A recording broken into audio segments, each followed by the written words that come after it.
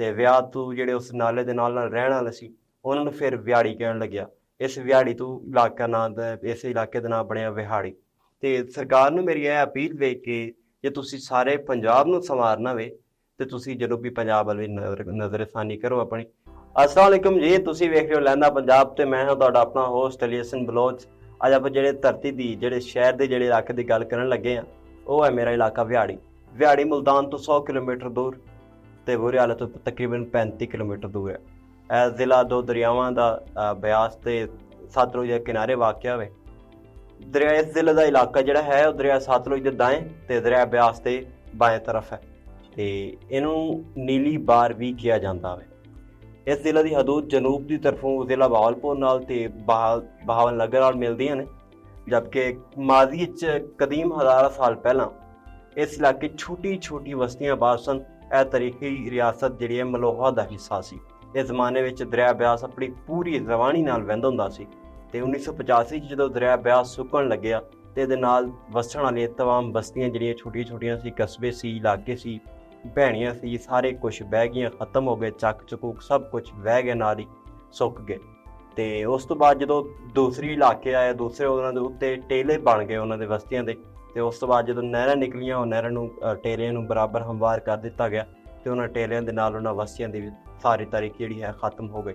ਉਸ ਨਹਿਰਾਂ ਤੋਂ ਜਦੋਂ ਨਾਲੇ ਨਿਕਲਣੇ ਸ਼ੁਰੂ ਹੋਏ, ਛੋਟੇ ਗੁਜ਼ਰਗਾਹਾਂ ਪਾਣੀ ਦੀ ਬਣੀਆਂ, ਉਹਨੂੰ ਉਸ ਇਲਾਕੇ ਦੇ ਪੁਰਾਣੇ ਲੋਕ ਵਿਆਹ ਕਹਿੰਦੇ ਹੁੰਦੇ ਸੀ। ਤੇ ਵਿਆਹ ਤੋਂ ਜਿਹੜੇ ਉਸ ਨਾਲੇ ਦੇ ਨਾਲ ਰਹਿਣ ਵਾਲੇ ਸੀ ਉਹਨਾਂ ਨੂੰ ਫਿਰ ਵਿਹਾੜੀ ਕਹਿਣ ਲੱਗਿਆ। ਇਸ ਵਿਹਾੜੀ ਤੋਂ ਇਲਾਕਾ ਨਾਂ ਦਾ ਇਸ ਇਲਾਕੇ ਦਾ ਨਾਮ ਬਣਿਆ ਵਿਹਾੜੀ। ਵਿਹਾੜੀ ਬਹੁਤ ਹੀ ਕਦੀਮ ਸ਼ਹਿਰ ਆ ਤੇ ਇਹਦੀ ਤਾਰੀਖ ਬਹੁਤ ਹੀ ਪੁਰਾਣੀ ਪਾਈ ਜਾਂਦੀ ਹੈ। ਇਹ ਜਿਹੜੀ ਨਈ ਬਸਤੀ ਬਣੀ ਉਸ ਤੋਂ ਬਾਅਦ ਵਿਹਾੜੀ ਦੇ ਨਾਂ ਤੋਂ, ਇਹ ਸਭ ਤੋਂ ਪਹਿਲਾਂ ਜਦੋਂ ਸੀ ਉਹ ਵਿਹਾੜੀ ਮੈਲਸੇ ਦਾ ਹਿੱਸਾ ਸੀ। ਜਿਹੜਾ ਅੱਜ ਕੱਲ੍ਹ ਤਹਿਸੀਲ ਆ ਵਿਹਾੜੀ ਦੀ, ਇਹ ਜ਼ਿਲ੍ਹਾ ਤਹਿਸੀਲ ਮੈਲਸੇ ਦਾ ਹਿੱਸਾ ਸੀ। ਇਸ ਮੈਲਸੀ 'ਚ ਬਹੁਤ ਸਾਰੀਆਂ ਦਾਤਾਂ ਬਹੁਤ ਪੁਰਾਣੀਆਂ ਨੇ, ਜਿੱਦਾਂ ਖਤਵਾਲ ਹੋ ਗਏ, ਬਾਬੇ ਹੋ ਗਏ, ਦੁਲਤਾਨੇ ਹੋ ਗਏ, ਖਰਲ ਹੋ ਗਏ, ਸਿਆਲ ਹੋ ਗਏ। ਇਹ ਬਹੁਤ ਪੁਰਾਣੇ ਨੇ ਤੇ ਇਸ ਇਲਾਕੇ ਦਾ ਇੱਕ ਬੂਰੇਵਾਲਾ ਤਹਿਸੀਲ ਹੈ ਹੁਣ ਤੇ। ਇਹ ਬਹੁਤ ਪੁਰਾਣੀ ਇਹ ਉਦੋਂ ਦੀ ਹੈ ਜਦੋਂ ਰਾਜਾ ਤਾਹਿਰ ਨੂੰ ਕਾਸਿਮ ਨੇ ਸ਼ਿਕਸਤ ਦਿੱਤੀ ਸੀ, ਮੁਹੰਮਦ ਬਿਨ ਕਾਸਿਮ ਨੇ ਮੁਲਤਾਨ ਆ ਕੇ। ਉਦੋਂ ਇਹ ਹਕੂਮਤ ਜਿਹੜੀ ਹੈ ਇਹ ਬੂਰੇਵਾਲੇ ਦੀ ਹਕੂਮਤ ਰਾਜਾ ਤਾਹਿਰ ਕਰ ਦਿੰਦਾ ਸੀ। ਅਕਬਰ ਬਾਦਸ਼ਾਹ ਦੇ ਜ਼ਮਾਨੇ 'ਚ 1591 'ਚ ਮੁਲਤਾਨ, ਵਿਹਾੜੀ, ਕਰੋੜ ਪੱਕਾ, ਫਤਿਹਪੁਰ, ਇਹਨਾਂ ਕੁਛ ਇਲਾਕਾ ਸਮੇਤ ਇਹਨਾਂ ਨੂੰ ਮਿਲਾ ਕੇ ਇੱਕ ਅਲੱਗ ਸੂਬਾ ਬਣਾ ਦਿੱਤਾ ਗਿਆ। ਇਸੇ ਅਰਸੇ ਵਿੱਚ ਸ਼ਹਿਨਸ਼ਾਹ ਅਕਬਰ ਦੇ ਜ਼ਮਾਨੇ 'ਚ ਦਰਿਆ ਦੇ ਕਿਨਾਰੇ ਤੇ ਇਲਾਕੇ ਤੇ ਦਰਿਆ ਦੇ ਕਿਨਾਰੇ ਇਲਾਕੇ ਤੇ ਤਕਰੀਬਨ ਜੋਈਆ ਖਾਨਦਾਨ ਜਿਹੜਾ ਹੈ ਹੁਕੂਮਤ ਪਜ਼ੀਰ ਸੀ ਤੇ ਉਹਨਾਂ ਦਾ ਮਰਕਜ਼ ਫਤਿਹਪੁਰ ਸੀ, ਜਿਹੜਾ ਹੁਣ ਅੱਜ ਕੱਲ੍ਹ ਮੈਲਸੀ 'ਚ ਪਿਆ ਹੈਗਾ। ਇਹ ਕਸਬਾ ਅੱਜ ਵੀ ਕਾਇਮ ਹੈ। 1748 ਤੋਂ ਲੈ ਕੇ 1752 ਦੇ ਦਰਮਿਆਨ ਜਦੋਂ ਮੁਲਤਾਨ ਤੇ ਲਾਹੌਰ ਤੇ ਮੀਰ ਮੋਇਨ ਖਾਨ ਦੀ ਜਿਹੜੀ ਹੈ ਉਹ ਹਕੂਮਤ ਕਾਇਮ ਕੀਤੀ ਗਈ, ਉਹਨੂੰ ਸੂਬੇਦਾਰ ਬਣਾਇਆ ਗਿਆ ਤੇ ਮੀਰ ਮੋਇਨੁੱਦੀਨ ਨੇ, ਮੀਰ ਮਨੂੰ ਜਿਹਨੂੰ ਆਪਾਂ ਕਹਿੰਦੇ ਹਾਂ, ਉਹਨੇ ਇੱਕ ਹਿੰਦੂ ਸੀ ਕੋੜਾਮਲ, ਉਹਨੂੰ ਆਪਣਾ ਇਲਾਕਾ ਜਿਹੜਾ ਹੈ ਮੁਲਤਾਨ ਦਾ ਮਸ਼ਰਕੀ ਹਿੱਸਾ ਜਿਹਦੇ 'ਚ ਵਿਹਾੜੀ, ਬੁਰੇਆਲਾ, ਮੈਲਸੀ, ਕਰੋੜ ਪੱਕਾ, ਫਤਿਹਪੁਰ, ਉਹਨੂੰ ਠੇਕੇ ਦੇ ਦਿੱਤਾ, ਜਿਹਨੂੰ ਆਪਾਂ ਅੱਜ ਕੱਲ੍ਹ ਮੁਸਤਾਜਰੇ 'ਚ ਕਹਿੰਦੇ ਉਹਨੂੰ ਦੇ ਦਿੱਤਾ। ਤੇ ਜਿਹੜਾ ਮੀਰ ਮਨੂੰ ਦੇ ਦਿੱਤੇ ਹੋਏ ਇਲਾਕੇ ਨੂੰ ਕੋੜਾਮਲ ਨੇ ਆਪਣਾ ਇਲਾਕਾ ਨਾਮਜ਼ਦ ਕਰਤੇ, ਉਹਨੂੰ ਉੱਥੋਂ ਦਾ ਮਹਾਰਾਜਾ ਆਪਣੇ ਆਪ ਨੂੰ ਕਹਿਲਾਉਣ ਲੱਗ ਗਿਆ ਤੇ ਹਕੂਮਤ ਦੇ ਖਿਲਾਫ ਉਹਨੇ ਬਗਾਵਤ ਕਰਤੀ। ਉਸ ਤੋਂ ਬਾਅਦ ਜਦੋਂ ਉਹਦੇ ਖਿਲਾਫ ਆਪਣਾ ਐਕਸ਼ਨ ਲਿਆ ਗਿਆ ਹਕੂਮਤ ਦੀ ਤਰਫੋਂ, ਨਵਾਬ ਸ਼ਹਿਨਸ਼ਾਹ ਅਕਬਰ ਦੀ ਤਰਫੋਂ, ਤੇ ਉਹਨੂੰ ਹਟਾ ਕੇ ਮਾਰ ਕੇ ਤੇ ਫਿਰ ਇਹ ਜਿਹੜਾ ਇਲਾਕਾ ਹੈ ਫਿਰ ਅਕਬਰ ਨੇ ਆਪਣੀ ਹੁਕੂਮਤ 'ਚ ਦੁਬਾਰਾ ਲੈ ਲਿਆ। ਵਿਹਾੜੇ ਦੀ ਜਿਹੜੀ ਬਕਾਇਦਾ ਆਬਾਦੀ ਹੈ 1924 'ਚ ਗਿਣਨੀ ਸ਼ੁਰੂ ਕੀਤੀ ਗਈ। ਇਸ ਸਾਲ ਪਾਕ ਪਤਨ 'ਚ ਨਹਿਰ ਨਿਕਲੀ ਤੇ 1925 ਵਿੱਚ ਇਹਨੂੰ ਨੀਲੀ ਬਾਰ ਪ੍ਰੋਜੈਕਟ ਦਾ ਨਾਂ ਦਿੱਤਾ ਗਿਆ। ਮਿਸਟਰ FW ਵੈਸ ਪਹਿਲੇ ਮੁਨਜ਼ਮ ਆਬਾਦਕਾਰੀ ਮੁਕਰਰ ਹੋਏ। 1925 ਤੋਂ ਬਾਅਦ ਇਹਨਾਂ ਇੱਥੇ ਲਾਈਨ ਵਿਛਾਈ ਗਈ ਤੇ 1928 'ਚ ਇੱਥੇ ਮੰਡੀ ਤਮੀਰ ਕੀਤੀ ਗਈ। 1927 'ਚ ਇਹਨੂੰ ਨੋਟੀਫਾਈਡ ਕਰਾ ਦਿੱਤਾ ਗਿਆ ਕਿ ਇਹ ਮੰਡੀ ਸਰਕਾਰੀ ਹੈ, ਇੱਥੇ ਟੋਟਲੀ ਤੌਰ ਤੇ ਕਾਰੋਬਾਰ ਜਿਹੜਾ ਹੈ ਉਹ ਸਰਕਾਰ ਦੇ ਅੰਡਰ ਹੋਣਾ ਵੇ, ਸਰਕਾਰ ਦੇ ਆਖੇ ਨਾਲ ਹੋਣਾ ਵੇ। ਉਸ ਤੋਂ ਬਾਅਦ ਇਹਨੂੰ ਟਾਊਨ ਕਮੇਟੀ ਤੇ 1966 'ਚ ਇਹਨੂੰ ਮਿਊਨਸਿਪਲ ਕਮੇਟੀ ਦਾ ਦਰਜਾ ਹਾਸਿਲ ਹੋ ਗਿਆ ਵਿਹਾੜੀ ਨੂੰ। ਇੱਕ ਸਕੀਮ ਦੇ ਤਹਿਤ ਇਲਾਕੇ 'ਚ 10 ਏਕੜ ਫੀ ਖਾਨਦਾਨ ਰਕਬਾ ਅਲਾਟ ਕੀਤਾ ਗਿਆ ਤੇ ਉਸ ਤੋਂ ਬਾਅਦ 1942 'ਚ ਵਿਹਾੜੀ ਨੂੰ ਤਹਿਸੀਲ ਮੈਲਸੀ ਤੋਂ ਅਲੱਗ ਕਰਕੇ ਇੱਕ ਅਲੱਗ ਤਹਿਸੀਲ ਦਾ ਹਿੱਸਾ ਬਣਾ ਦਿੱਤਾ ਗਿਆ। 1963 ਤੋਂ ਲੈ ਕੇ ਤੇ ਅੱਗੇ ਤੱਕ ਵਿਹਾੜੀ ਨੂੰ ਸਬ ਡਿਵੀਜ਼ਨ ਤੋਂ 1976 ਵਿੱਚ ਇਹਨੂੰ ਜ਼ਿਲ੍ਹਾ ਬਣਾ ਦਿੱਤਾ ਗਿਆ। ਮੈਲਸੀ, ਬੂਰੇਵਾਲਾ ਅਤੇ ਵਿਹਾੜੀ ਨੂੰ ਉਸ ਦੀ ਤਹਿਸੀਲਾਂ ਤੇ ਟਿੱਬਾ ਸੁਲਤਾਨਪੁਰ ਤੇ ਗੱਗੂ ਮੰਡੀ ਨੂੰ ਉਹਦੀ ਸਬ ਤਹਿਸੀਲ ਬਣਾ ਦਿੱਤਾ ਗਿਆ। ਕੌਮੀ ਹਾਕੀ ਦੇ ਸਾਬਕ ਕਪਤਾਨ ਵਸੀਮ ਅਹਿਮਦ ਔਰ ਓਲੰਪੀਅਨ ਵਕਾਸ ਅਕਬਰ ਦਾ ਤਾਲੁਕ ਵੀ ਜਿਹੜਾ ਹੈ ਉਹ ਇਸ ਜ਼ਿਲ੍ਹੇ ਨਾਲ ਹੈ। ਵਿਹਾੜੀ ਪੰਜਾਬ ਪਾਕਿਸਤਾਨ ਦਾ ਇੱਕ ਸ਼ਹਿਰ ਤੇ ਇੱਕ ਜ਼ਿਲ੍ਹਾ ਵੇ। ਇਹ 135 ਮੀਟਰ 444 ਫੁੱਟ ਦੀ ਉਚਾਈ ਤੇ ਵਾਕਿਆ। ਇਹ ਮੁਲਤਾਨ ਤੋਂ 96 ਕਿਲੋਮੀਟਰ, ਕਰਾਚੀ ਤੋਂ 956 ਕਿਲੋਮੀਟਰ ਲਾਹੌਰ ਤੋਂ 300 ਕਿਲੋਮੀਟਰ ਤੇ ਫੈਸਲਾਬਾਦ ਤੋਂ 218 ਕਿਲੋਮੀਟਰ ਦੂਰ ਹੈ। ਸਤਲੁਜ ਦਰਿਆ ਸਤਲੁਜ ਤੋਂ 37 ਕਿਲੋਮੀਟਰ ਦੇ ਵਾਕਿਆ ਵੇ ਤਾਂ ਦਰਿਆ ਸਤਲੁਜ ਤੇ ਲੁੱਡਣ ਦੇ ਕਰੀਬ ਦਰਿਆ ਸਤਲੁਜ ਇਸਲਾਮਾਬਾਦ ਰਾਜ ਤਮੀਰ ਕੀਤਾ ਗਿਆ, ਜਿਸ ਤੋਂ ਨਿਕਲਣ ਵਾਲੇ ਨਹਿਰਾਂ ਬਹਾਵਲਪੁਰ ਦੇ ਚੋਲਿਸਤਾਨ ਦੇ ਇਲਾਕਿਆਂ ਨੂੰ ਸੈਰਾਬ ਕਰਦੀਆਂ ਨੇ।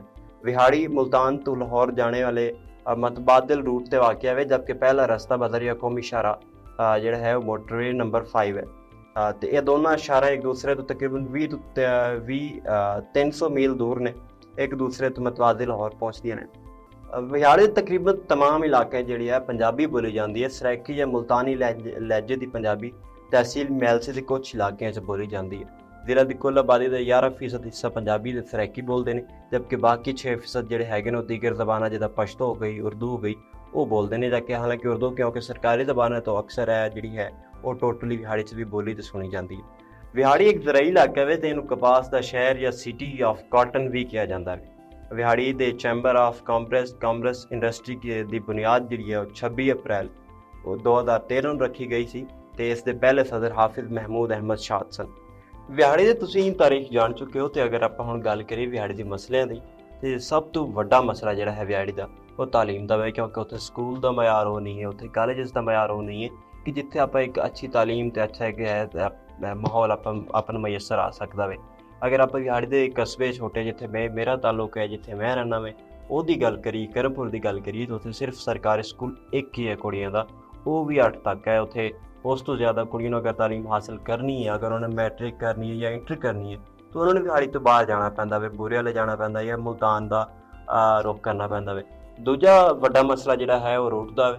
ਅਗਰ ਆਪਾਂ ਮੁਲਤਾਨ ਤੋਂ ਵਿਹਾੜੀ ਤੱਕ ਦਾ ਰੋਡ ਵੇਖੀਏ ਜਾਂ ਮੈਲਸੇ ਤੋਂ ਮੁਲਤਾਨ ਤੱਕ ਦਾ ਵੇਖੀਏ ਜਾਂ ਮੈਲਸੇ ਤੋਂ ਵਿਹਾੜੀ ਤੱਕ ਦਾ ਵੇਖੀਏ, ਬਹੁਤ ਹੀ ਗੰਦਾ ਰੋਡ ਵੇ। ਬਿਲਕੁਲ ਹੀ ਜੋ ਹੈ ਕਿ ਜਿੱਦਾਂ ਕਾਰਪੇਟ ਰੋਡ ਹੁੰਦੇ ਨੇ ਉਹਦਾ ਵਿਛਾਇਆ ਗਿਆ ਸੀ ਪਰ ਕਿਸੇ ਜ਼ਮਾਨੇ 'ਚ, ਅਤੇ ਉਸ ਤੋਂ ਬਾਅਦ ਉਹਦੀ ਕੋਈ ਮੁਰੰਮਤ ਨਹੀਂ ਕੀਤੀ ਗਈ। ਹਾਲਾਂਕਿ ਕਈ ਦਫਾ ਗ੍ਰਾਂਟਾਂ ਵੀ ਮਨਜ਼ੂਰ ਹੋਈਆਂ ਨੇ ਇਹਦੀਆਂ, ਪਰ ਉੱਥੇ ਕੋਈ ਅਮਲ ਦਰਾਮਦ ਨਹੀਂ ਹੋਇਆ ਗ੍ਰਾਂਟਾਂ ਤੇ ਕੋਈ ਜਿਹੜਾ ਹੈ ਕੰਮ ਨਹੀਂ ਕੀਤਾ ਗਿਆ।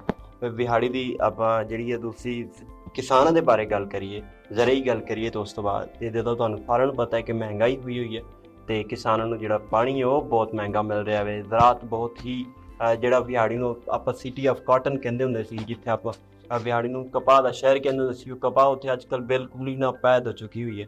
ਉੱਥੇ ਕਪਾਹ ਕੋਈ ਕਾਸ਼ਤ ਨਹੀਂ ਕਰ ਰਿਹਾ। ਕਿਸਾਨਾਂ ਦਾ ਇਹ ਹਾਲ ਵੇ ਕਿ ਖੁਦਕੁਸ਼ੀਆਂ ਕਰ ਰਹੇ ਨੇ। ਉੱਥੇ DAP 12,000 ਨੂੰ ਮਿਲਦੀ ਪਈ ਹੈ, ਯੂਰੀਆ 6,000 ਨੂੰ ਮਿਲਦੀ ਪਈ ਹੈ, ਪਾਣੀ ਤਕਰੀਬਨ ਕੋਈ 500 ਰੁਪਏ ਨੂੰ ਮਿਲ ਰਿਹਾ, ਘੰਟਾ 1500 ਨੂੰ ਮਿਲ ਰਿਹਾ, ਕਿਤੇ ਆਪਣੇ ਹਿਸਾਬ ਨਾਲ ਚੱਲ ਰਹੇ ਨੇ। ਕਿਸਾਨਾਂ ਦਾ ਬਹੁਤ ਹੀ ਮਾੜਾ ਹਾਲ ਹੈ ਤੇ ਸਰਕਾਰ ਨੂੰ ਮੇਰੀ ਇਹ ਅਪੀਲ ਵੇ ਕਿ ਜੇ ਤੁਸੀਂ ਸਾਰੇ ਪੰਜਾਬ ਨੂੰ ਸੰਵਾਰਨਾ ਵੇ ਤੇ ਤੁਸੀਂ ਜਨੂਬੀ ਪੰਜਾਬ ਵੱਲ ਵੀ ਨਜ਼ਰਸਾਨੀ ਕਰੋ ਆਪਣੀ, ਤਾਂ ਕਿ ਜਿਹੜੇ ਜਨੂਬੀ ਪੰਜਾਬ ਦੇ ਲੋਕ ਨੇ, ਜਿਹੜੇ ਜਨੂਬੀ ਪੰਜਾਬ ਦੇ ਵਾਸੀ ਨੇ, ਉਹਨਾਂ ਨੂੰ ਕੁਝ ਸਹੂਲੀਅਤ ਹਾਸਿਲ ਹੋ ਸਕਣ। ਉਹਨਾਂ ਨੂੰ ਕੁਝ ਜਿਹੜੀ ਹੈ ਇੱਕ ਉਹਨਾਂ ਨੂੰ ਪਤਾ ਲੱਗੇ ਕਿ ਅਸੀਂ ਸ਼ਾਇਦ ਪਾਕਿਸਤਾਨ ਦੇ ਰਿਹਾਇਸ਼ੀ ਹੈ, ਅਸੀਂ ਵੀ ਪੰਜਾਬ ਦੇ ਰਿਹਾਇਸ਼ੀ ਹੈ। ਤੁਸੀਂ ਅਗਰ ਲਾਹੌਰ ਨੂੰ ਖੂਬਸੂਰਤ ਬਣਾ ਦਿੰਦੇ ਹੋ, ਸਰਗੋਦਾ ਨੂੰ ਖੂਬਸੂਰਤ ਬਣਾ ਦਿੰਦੇ ਹੋ, ਤੇ ਇੱਕ ਤੁਹਾਡੇ ਨਾਲ ਮੁਅੱਦਬਾਨਾ ਤੇ ਗੁਜ਼ਾਰਿਸ਼ ਹੈ ਕਿ ਤੁਸੀਂ ਅਗਰ ਜਨੂਬੀ ਪੰਜਾਬ ਵੱਲ ਵੀ ਇੱਕ ਦਫਾ ਮੂਵ ਕਰੋ, ਤੁਸੀਂ ਉੱਥੋਂ ਦੇ ਹਾਲਾਤ ਵੀ ਵੇਖੋ, ਤੁਹਾਨੂੰ ਪਤਾ ਲੱਗੇ ਕਿ ਉਹ ਲੋਕ ਕਿਵੇਂ ਜੀ ਰਹੇ ਨੇ, ਕਿਹੜੇ ਹਿਸਾਬ ਨਾਲ ਜੀ ਰਹੇ ਨੇ ਤੇ ਕਿਹੜੀ ਗੁਰਬਤ ਥੱਲੇ ਔਰ ਰੋਟੀ ਖਾ ਸਕਦੇ ਨੇ ਜਾਂ ਨਹੀਂ ਖਾ ਸਕਦੇ। ਇਸ ਤੋਂ ਆਪਣੇ ਮੇਜ਼ਬਾਨ ਅਲੀ ਹਸਨ ਨੂੰ ਦਿਓ ਇਜਾਜ਼ਤ। ਅਗਲੀ ਵੀਡੀਓ 'ਚ ਇਨਸ਼ਾਅੱਲਾ ਮੁਲਾਕਾਤ ਹੁੰਦੀ ਹੈ। ਅੱਲਾ ਹਾਫਿਜ਼।